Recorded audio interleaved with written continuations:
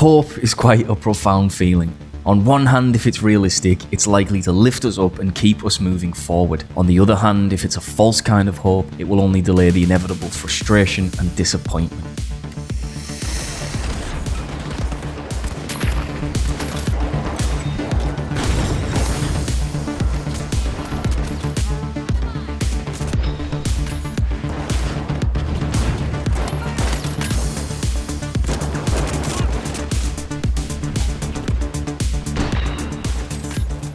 When Season 2 of the finals first launched and the player base immediately increased, I had high hopes that this would see a recovery of the struggling player base. But as Season 2 marches on and reality sets in, that hope slowly fades to disappointment, as not only is the player base not recovering, it's actually at its lowest point yet. By the end of Season 1, the finals had lost over 90% of its launch player base. I did a whole video on that and the issues faced during Season 1, which I do recommend you watch first, as this video continues on from that to some degree. But in this video, I wanted to explore a couple of additional ideas I've been contemplating over as to why this objectively great game doesn't seem to be getting the momentum, retention, and recognition that I think it deserves. Before we can get into my contemplations, we first need to take a look at the most up-to-date figures from SteamDB. We can see the initial spike as Season 2 hit, followed swiftly by a decline. Now, at the time I took this screen capture, there was a 24-hour peak player of around 14,000 players, which is only 6% of the total player base still remaining. Now, this is surprising to me, as the release of Season 2 saw big improvements on some of the issues the game initially faced. I mean, they have certainly improved the game's balance. There's still a strong meta, but it is better. They've added more content, well, to some extent, and while the cheating will never be completely removed, it has at the very least improved. We obviously have such dedicated developers trying their best to listen to the community, take action when needed, and produce a product that is not just an insidious money grab, and yet people are still not sticking around. Either gamers are suffering from Stockholm Syndrome for these other shitty devs that just keep draining their wallets and wasting their time, or the finals actually has some fundamental issues that have yet to be addressed. Now, this is a question I've been meditating on at quite some length, and I still don't have an answer, but I do know ultimately there are two things that need addressing. Simply put, gaining players and retaining players. I want to quickly touch on gaining players first, as this is just a marketing issue.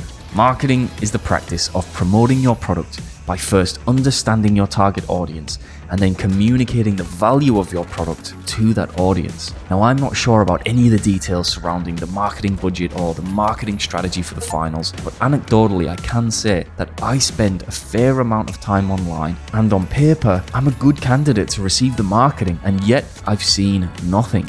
I only found out about this game through a friend in the first place. There's also no big streamers getting involved, and I think they could do so much more here to reach new potential players, but marketing costs money. Lots and lots of money. But even then, the best marketing strategy in the world is useless if you cannot retain the new players that you gain, and above that, you first need to know who your marketing should be targeting. If the finals was an entity capable of conscious thought, I would ask it a simple question, and that question would be one of self-reflection. I would ask it to look in the mirror and ask itself, who am I? I don't know. I would ask it to reflect on who it is and what it's trying to become. If it could answer that question, it would shed light on a more fundamental question. Who is its target audience? After over 300 hours of playing with quite an in-depth understanding of the game's mechanics, I really don't know who the game is attempting to target, and this is quite an issue. Is it the casual gamer or the competitive gamer? Is it trying to reach both audiences or create an audience bespoke to itself? I pose this question because it seems to me the game could be suffering from somewhat of an identity crisis. I mean, the sheer nature of the free-to-play business model suggests it needs the casual audience, but the cutthroat, sweat-filled teamwork focus suggests it wants the competitive audience. The free-to-play live service business model is an increasingly risky system for gaming companies, especially these days with so much competition for the player's time and attention.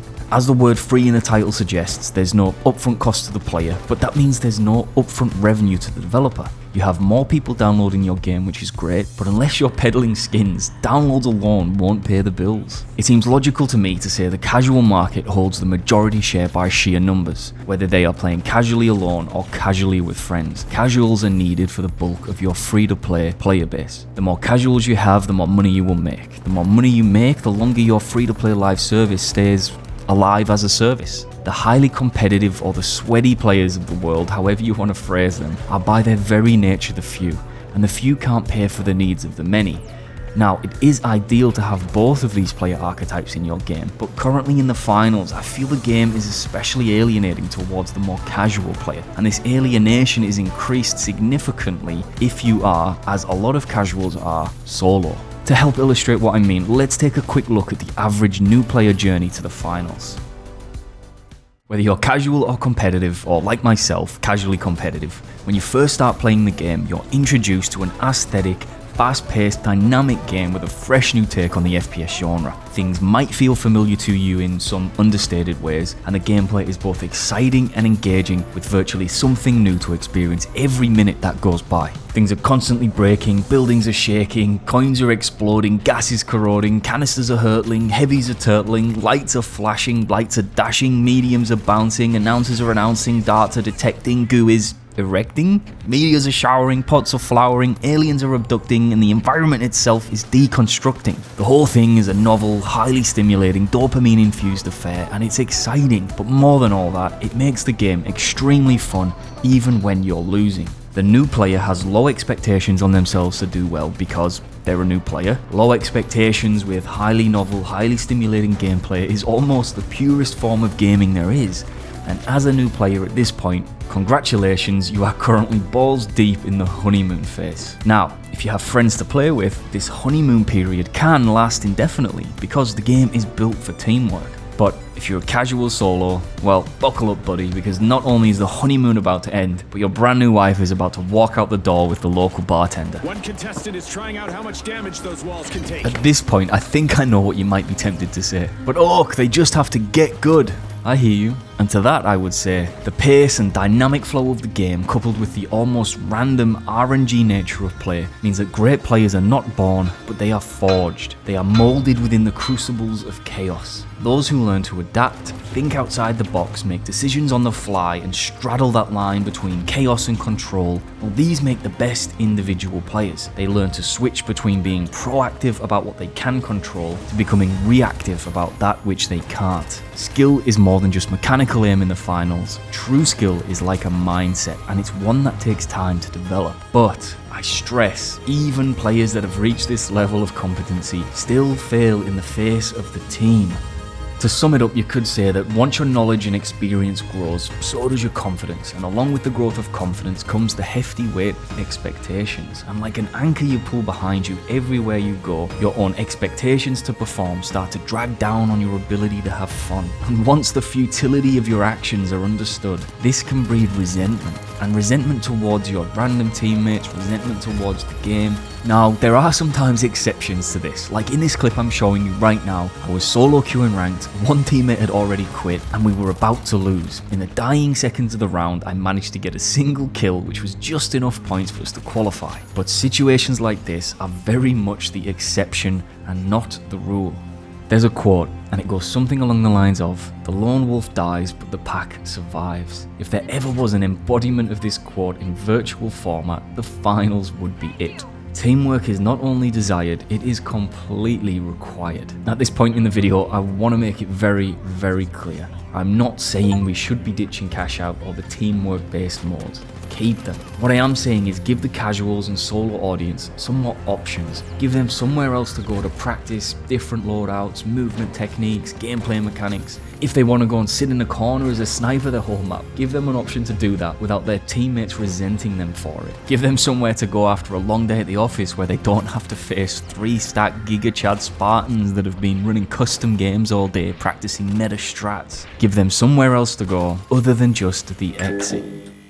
Embark have already shown they are willing to experiment with modes like power play, terminal attack, so why not experiment with game modes that don't require so much teamwork?